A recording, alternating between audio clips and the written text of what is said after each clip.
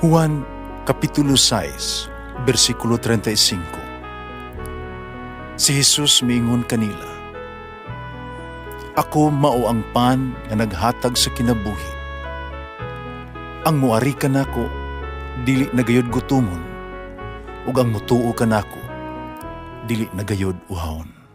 Ang mga puno Pan sa kinabuhi.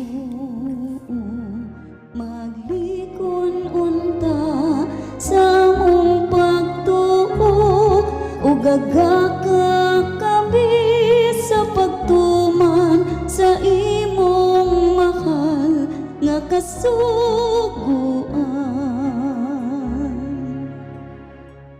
Ginumanaakan ninyo. Santos nga Ebanghelyo sumala ni San Juan.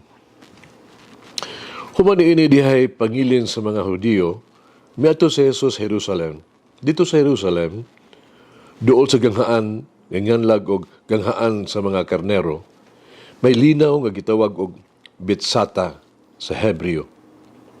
Kining maong linaw, may 5 kapultahan.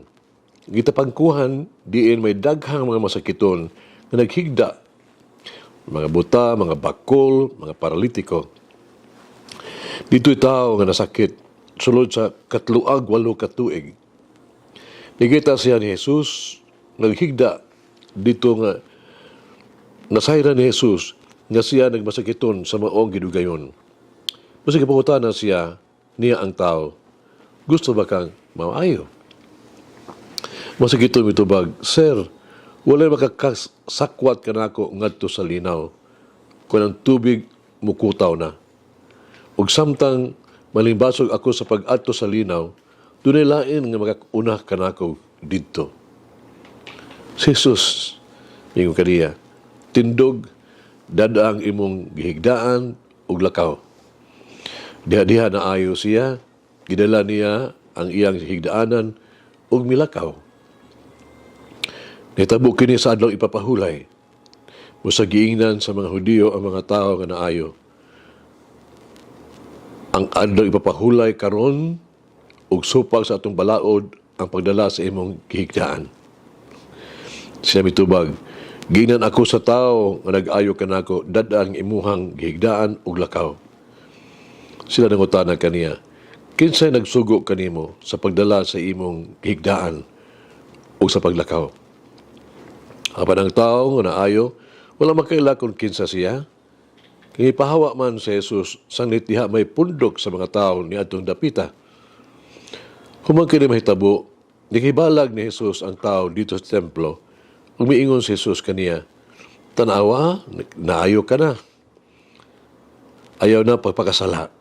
Haron dili ka na mahiagom sa labing pang mangilad nga hitabo."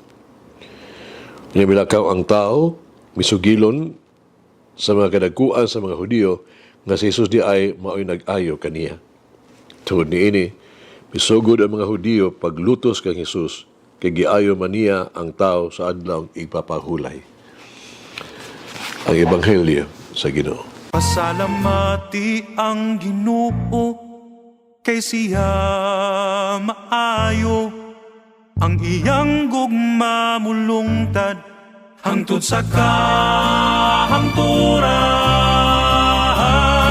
Pasalamati ang Diyos sa tanang mga Diyos, ang iyang gugma malungtaron. Pasalamati ang Ginoo sa mga Ginoo, ang iyang gugma malungtaron.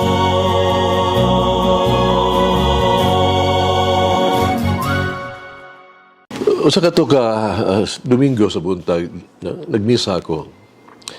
Mintas ako nagwali, usa ka tigulang nga babae, nakuyapan, nahulog gikan siya ang lingkuranan. Nagtuo ko nga mga tao, naglingkod tupan niya, makatabang niya. Apan sa akong dakong kagsagmuyo, wala man ang lihok. Dahil di nila gustong madisturbo ang ilang pagsimba. Nagahukom ko nga muhunong sa ako ang pagwali. Tabangan ko ang babae na nagbuyo diha sa sawog. Dinadayon siya sa hospital. Gusto lang madugay na ayaw siya. Bisan pa, nga nabalda ba ang balaan ng Eucharistia, sulos pila ka mga minuto, nagtuo ko, kadaghan nga mga mitambong, klaro nakasabot sa kahulugan ni ini, sa dihang napakita kita og kaluoy o gugma ni atong babae. So basa sa Ebanghelyo karon, ang tao nga nasakit na nag-anto sulod sa 38 ka tuig, siguro gayod kasi Jesus nahibalo na sa pag-antos ni ining masakiton. Mao nga siya gayod giatiman niya ni Jesus. Mao kadang hinungdan nga si Jesus nangutana kaniya kung gusto ba siyang maayo ug human madungog niya ang mahitungod sa iyahang pagbalik-balik kasagmuyo sa pagkaayo tungod kay wala gyud makabutang niya ngadto sa tubod, iya dayon siyang gipatindog ang tao ni Jesus. Gikuha ang iyang banig, gipalakaw. Gihimo ni Jesus kini sa nga milagruha usa ka adlaw sa adlaw ipapahulay. Ingon nga nakalapas sa balaod sa adlaw ipapahulay. Sa ingon gipadayag ni Jesus ngadto sa tanan. Giklaro gyud ni Jesus nga ang pinakataas nga balaod nga angay natong sundon mo ang balaod sa gugma. Si San Arnold Jansen kaniadto nag-ingon labing importante nga butang sa tanan mao ang pagbuhat sa kabubuton sa Dios.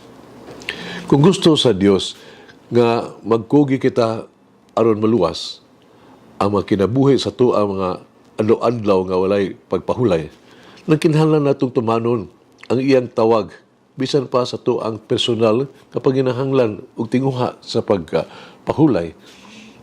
Kinahanglan natong masabdan o kanunay bukas tuang ang labing balaan nga gakabubuton.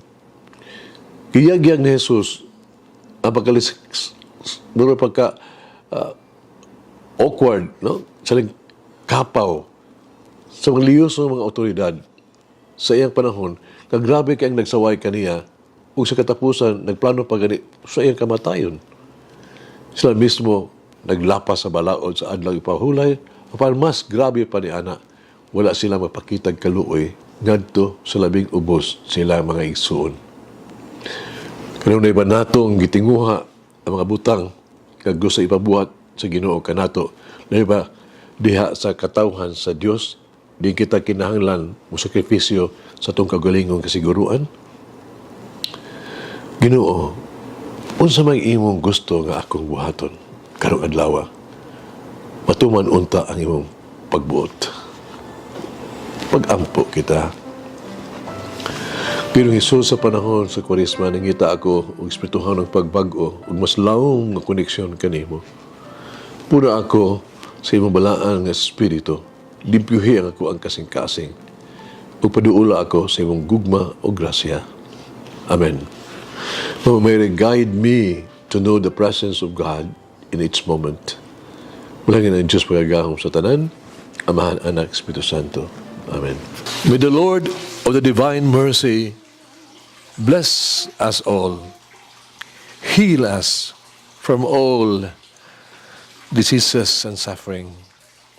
Ayun unta niya kita, tanang mga sakit na sa lawas o sa kalag, body and soul. In the name of the Father, the Son, and of the Holy Spirit. Jesus, I trust in you. Amen. Whoever eats the bread of life will never hunger, says the Lord. Kay galaan inyong nabati ang pagpaambit ug hamubong pamalandong sa pulong sa Dios, pinaagi sa tulumanon, pan sa kinabuhi, nga gidumala ni Monsignor Daddy Silva. Hangtod na usab sa sunod higayon, daghang salamat. The bread of life.